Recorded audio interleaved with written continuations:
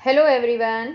आज हम 7वीं कक्षा की विषय सामाजिक विज्ञान की कार्य पुस्तिका का अध्याय 1 पर्यावरण में दिए गए क्रियाकलाप को अच्छे से समझेंगे और इसे लिखना सीखेंगे। सभी बच्चे वीडियो को शुरू से लेकर ध्यान से देखें और पूरी देखना है, वीडियो समझना है। उसके बाद आप अपनी कॉपी में या बुक में इसमें जो समझाए गए हैं क्वेश्चन आंसर वो लिखेंगे। सबसे पहले आपको समझना है, उसके बाद लिखना है। ये नहीं कि आपने इसमें से देखा और अपनी बुक में लिख लिया, उससे आपको समझ में नहीं आएगा। एक और बात, अगर आप अभी तक चैनल पर नए हैं तो चैनल को सब्सक्राइब ज़रूर कर लें और साथ में दिए बेल आइकन को भी प्रेस कर लें, ताकि आगे से जो मैं और वीडियो डालूँ उसका नोटिफिकेशन आपके पास आ जाए और मेरी वीडियो आपके पास सबसे पहले पहुंच सके। तो देखिए, शुरुआत करते हैं अध्याय 1 पर्यावरण। और यहाँ पर यह एक क्रियाकलाप 1 जो है वो दे रखा है, क्रियाकलाप 1। और यहाँ सबसे पहले तो कुछ फ़ोटो दे रखी है। आप पहचानते हैं क्या, किसकी फ़ोटो है ये बताओ? ये है सूर्य, ये बताओ, ये है पृथ्वी और ये है शनि। यहाँ पर क्वेश्चन दिया है पहला कि ऊपर सौर मंडल के ग्रह तारे के चित्र दिए गए हैं, पहचान कर इनके नाम लिखो। बताओ इनमें से किस पर जीवन संभव है और क्यों। तो यहाँ पर देखिए, ये जो सूर्य दे रखा है, पृथ्वी है, ये शनि, तो हमने ये लिख दिया है। इसमें 2 क्वेश्चन पूछे हैं कि ग्रह तारे के चित्र हैं, ये क्या हैं? ये सूर्य, पृथ्वी और शनि हैं। आगे है कि इसमें जीवन संभव किस पर है और क्यों है। तो इसमें है कि पृथ्वी पर जीवन संभव है, क्योंकि जीवन के लिए आवश्यक सभी परिस्थितियां यहाँ मिलती हैं। हमारे जीवन के लिए जितनी भी ज़रूरत की सामान है, ज़रूरत की चीज़ें हैं, वो हमें पृथ्वी पर उपलब्ध होती हैं हमारे लिए। अब आगे यहाँ पर आ जाता है, लिखा है कि सौर मंडल में केवल हमारी पृथ्वी पर ही जीवन के लिए उपयुक्त परिस्थितियां हैं। कई सदियों में यहाँ जीवन विकसित हुआ और उनमें बहुरूपता आई है। इससे विभिन्न प्रजातियां विकसित हुई है। हमारे चारों ओर के वातावरण में भी आपको बहुत सी विभिन्नताएं देखने को मिलेंगी, जैसे पेड़ पौधों में, जीव जंतुओं में तथा मनुष्यों की क्रियाओं में। आगे है कि अपने आसपास के वातावरण में दिखने वाली वस्तुओं का अवलोकन करो और उन्हें नीचे दी गई तालिका में लिखो। तो यहाँ पर जो है ऐसी वस्तुएं जिनमें जीवन है वो लिखेंगे और यहाँ पर जिनमें जीवन नहीं है वो लिखेंगे। तो सबसे पहले तो जीवन है उसमें, जैसे कि मनुष्य है, पेड़ पौधे, गाय भैंस, घोड़े, हाथी जैसे जंतु, विभिन्न तरह के पक्षी व कीट आदि। यहाँ जो कोमा लगा रखा है ना, ये नहीं आएगा बच्चों, ठीक है, ये मत लगाना। आगे है जिनमें जीवन नहीं है, उनमें आ जाता है घर, फूल, इमारतें, tower, TV, telephone, refrigerator, car, scooter इत्यादि। अब यहाँ पर देखिए एक बार, ये फूल दे रखा है ना, ये फूल जो है वो जब पौधे से तोड़ लेते हैं, टूटा हुआ फूल की बात है यहाँ पर, जो पौधा होता है उसमें तो जीवन संभव है। अब यहाँ आगे चलते हैं और यहाँ पर देखिए एक चित्र दिया गया है ना। और इस चित्र में यहाँ देखिए नीचे लिखा है कि इस चित्र को देखकर बताओ कि जैविक जगत प्राकृतिक जगत पर निर्भर कैसे है। यहाँ जैविक जगत प्राकृतिक जगत पर, प्राकृतिक जगत होता है जो प्रकृति ने जो बना रखे हैं, जो जैविक, यहाँ पर है जैविक जगत किस तरह से है। तो यहाँ पर देखिए एक बार, यहाँ पर आपको समझाएंगे। यहाँ है कि इस चित्र को देखकर बताओ कि जैविक जगत प्राकृतिक जगत पर निर्भर कैसे है। कारण इसमें है, सभी शाकाहारी जीव भोजन के लिए सीधे यानी प्रत्यक्ष रूप से पेड़ पौधों पर निर्भर है। वे जो घास, अनाज, सब्जी, फल आदि खाते हैं वो प्राकृतिक है। आगे कारण ब में देना है कि सभी जीवों को जल, वायु, आश्रय प्रकृति से ही प्राप्त होते हैं। अब आगे यहाँ पर एक और कारण स है कि मांसाहारी जीव परोक्ष रूप से प्रकृति पर ही निर्भर करते हैं। वे जिन जीवों को खाते हैं उन्हें भोजन प्रकृति से ही प्राप्त होता है। अब यहाँ पर आगे आ जाता है कि भौतिक जगत में परिवर्तन से जैविक जगत प्रभावित होता है, कैसे? उदाहरण देकर समझाओ। उदाहरण के लिए भूमि, वायु एवं जल प्रदूषण बढ़ने पर अधिकांश जीवधारियों को नुकसान होता है। उसी प्रकार से तापमान में अचानक बहुत अधिक अंतर आ जाए तो भी जीवधारियों को कठिनाई आ सकती है। अब आगे यहाँ पर नेक्स्ट क्वेश्चन है थर्ड कि निम्नलिखित पर्यावरण के घटकों को प्राकृतिक, मानव और मानव निर्मित प्रकारों में बांटकर लिखो। तो यहाँ है ये पर्यावरण के घटक दिए गए हैं और ये घटकों के प्रकार है। अब जैसे कि उद्योग हैं, उद्योग जो हैं वो मानव निर्मित है। मानव निर्मित का मतलब होता है जो मनुष्य ने बनाए हैं। वायु प्राकृतिक है। शिक्षा ये मानव है, शिक्षा मानव प्राप्त करता है, केवल मानव के लिए ही है। इमारतें ये मानव निर्मित है, मानव ने बनाई है। यानी जल जो है वो प्राकृतिक है, प्रकृति ने हमें दिया है। सजीव, इसमें जीवन जो है, सजीव जो हैं वो प्राकृतिक हैं, वो भी। सड़क हैं वो मानव निर्मित है, यानी कि मनुष्य के द्वारा ही बनाई गई है। और पार्क है वो भी मानव निर्मित है। आगे यहाँ आ जाते हैं क्रियाकलाप 3 पर, और इसमें है कि पर्यावरण शब्द से तुम क्या समझते हो? किसी भी सजीव के चारों ओर पाए जाने वाले लोग, स्थान, वस्तुएं एवं प्रकृति को पर्यावरण कहते हैं।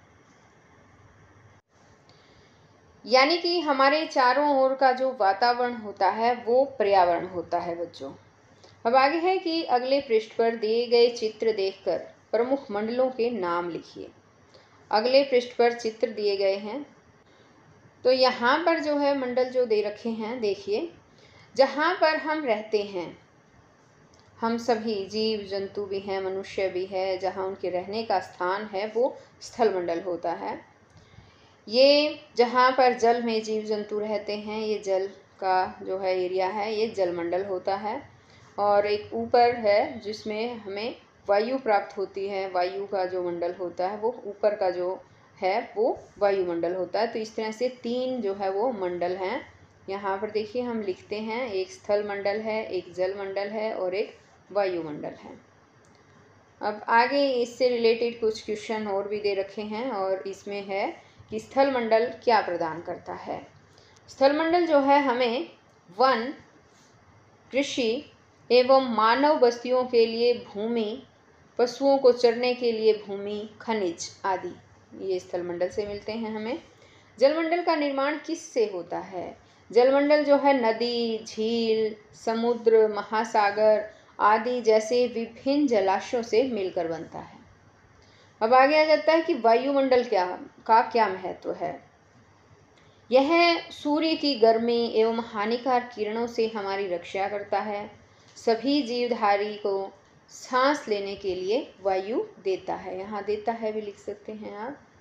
सभी जीवधारियों को सांस लेने के लिए वायु देता है। अब आगे आ जाता है यहाँ पर कि अगर हम जंगलों को खत्म कर देंगे तो कौन सा मंडल सबसे अधिक प्रभावित होगा और क्यों? तो इसमें आएगा स्थल मंडल, जलमंडल, वायुमंडल। ये जो है तीनों ही बुरी तरह से प्रभावित होंगे, अर्थात पूरा जीवन मंडल प्रभावित होगा। अगर हम जंगलों को ख़त्म कर देते हैं तो इससे पूरा जीवन मंडल ही, जीव मंडल ही यानी कि प्रभावित होगा। इसमें स्थल मंडल भी आ जाते हैं, जल मंडल भी और वायुमंडल भी। आगे है यहाँ क्रियाकलाप 4, और इसमें है कि कई मानवीय क्रियाएं पर्यावरण को प्रभावित करती है, जैसे वनों से पेड़ काटना, यातायात के साधनों द्वारा हवा को दूषित करना आदि। उन मानवीय क्रियाओं की सूची बनाओ जो पर्यावरण को प्रभावित करती हैं। तो उसमें आ जाते हैं उद्योग, कारखाने, यातायात के साधन, वनों को काटना, पहाड़ों को काटना, कीटनाशकों व रसायनों का प्रयोग। और आजकल तो जो एसी चलाते हैं, रेफ्रिजरेटर चलाते हैं, वो भी पर्यावरण को काफ़ी प्रभावित कर रहे हैं। अब आगे है यहाँ पर, अपने क्षेत्र में कोई एक मानवीय क्रिया ढूंढो जिससे पर्यावरण प्रभावित हो रहा है, उसके कारण व प्रभाव को यहाँ लिखो। तो इसमें आ सकता है कि हमारे क्षेत्र में उद्योग धंधों व चिमनियों से निकलने वाला धुआं जिससे पर्यावरण प्रदूषण होता है, जिससे अनेक श्वास संबंधी रोग पैदा हो रहे हैं। आगे यहाँ क्रियाकलाप 5 आ जाता है और 5 क्रियाकलाप में है कि नीचे लिखे कथनों को सही करो। वायुमंडल चट्टानों और खनिजों से बना होता है। तो अब इस कथन को हमें सही करना है। वायुमंडल कई प्रकार की गैसों, धूल कण एवं जल वाष्प आदि से बनता है। आगे यहाँ पर है कि स्थलमंडल पृथ्वी के जल से ढका भाग है। तो स्थलमंडल जो है ना, वो पृथ्वी का वो ठोस भाग है जिसमें विभिन्न प्रकार की भूमि शामिल है। अब आगे आ जाता है कि जैवमंडल वायु की पतली परत है। जैवमंडल पृथ्वी का वह संकीर्ण क्षेत्र है जहाँ स्थल जल एवं वायु मिलकर जीवन को संभव बनाते हैं। आगे यहाँ जाता है क्रियाकलाप 6 और इसमें है कि निम्न रिक्त स्थानों की पूर्ति करो। तो इसमें दिया है पर्यावरण के डैश परिमंडल है, पर्यावरण के 4 परिमंडल हैं। पर्यावरण को डैश प्रभावित करते हैं, पर्यावरण को विभिन्न कारक प्रभावित करते हैं। पर्यावरण के डैश घटक हैं, पर्यावरण के 3 प्रमुख घटक हैं। जैवमंडल डैश परिमंडलों में पाया जाता है। जैवमंडल एक संकीर्ण क्षेत्र है जो तीनों परिमंडलों में पाया जाता है। अब आगे क्रियाकलाप 7 और इसमें है कि जैवमंडल में अन्य तीनों मंडलों के भाग सम्मिलित हैं। चित्र की सहायता से इसे स्पष्ट कीजिए। तो देखो बच्चों, चित्र में जो जैवमंडल दिखाया गया है, यहाँ देखो ये जैवमंडल दिखाया गया है, उसमें वायुमंडल, यहाँ देखिए ये भाग जो है ये वायुमंडल वाला चित्र दिखाया गया है इसमें। यहाँ पर ये जलमंडल का भाग दिखाया गया है, ये जलमंडल है। ये इसमें स्थलमंडल दिखाया गया है। ठीक है।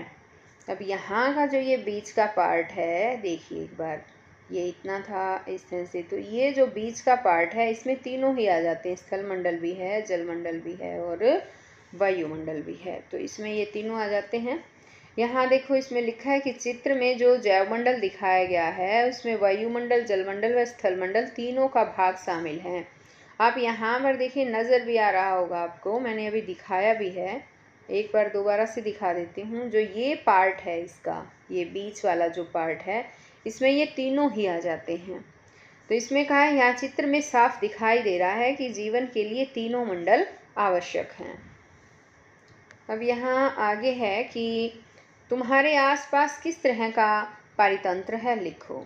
हमारे यहाँ विभिन्न समुदाय एक साथ रहते हैं और एक दूसरे पर निर्भर करते हैं। हम एक दूसरे के साथ व भौतिक पर्यावरण से क्रिया करते हैं। आगे की वातावरण को संतुलित रखने के लिए तुम अपने स्तर पर क्या क्या कर सकते हो। प्लास्टिक का प्रयोग न करना, ज़्यादा से ज़्यादा पेड़ पौधे लगाना, सौर ऊर्जा का उपयोग और कीटनाशकों का कम प्रयोग। तो ये वातावरण को संतुलित रखने के लिए हम ये काम कर सकते हैं। आगे यहाँ आ जाता है कि हमें, यहाँ पर देखिए इसमें दिया है, एक सेकंड, अब यहाँ पर देखो इसमें है कि हमें विश्व पर्यावरण दिवस किस तरह से मनाया जाना चाहिए। विद्यालय स्तर पर और स्थानीय स्तर पर दोनों तरह से पूछा है। तो विद्यालय स्तर पर हमें ज़्यादा से ज़्यादा पेड़ पौधे लगाने चाहिए। विद्यार्थियों एवं अभिभावकों को पर्यावरण का महत्व समझाना चाहिए। आगे है स्थानीय स्तर पर पर्यावरण को ज़्यादा प्रदूषित करने वाले लोगों को पेड़ पौधे एवं उनकी देखभाल के लिए जागरूक करना, प्लास्टिक जैसे अनियमितीकरण संसाधनों का प्रयोग न करने की सलाह देना। अब जैसे प्लास्टिक जैसे अनियमितीकरणीय जो संसाधन हैं उनका प्रयोग नहीं करने की जो है वो सलाह देनी चाहिए। तो आगे तो बच्चों ये पाठ यहीं पर ख़त्म होता है। मैं फिर आगे नेक्स्ट चैप्टर में आऊँगी और नेक्स्ट चैप्टर की जो है वीडियो आपके लिए लेकर आऊँगी। तो हम फिर मिलते हैं नेक्स्ट वीडियो में, तब तक के लिए बाय।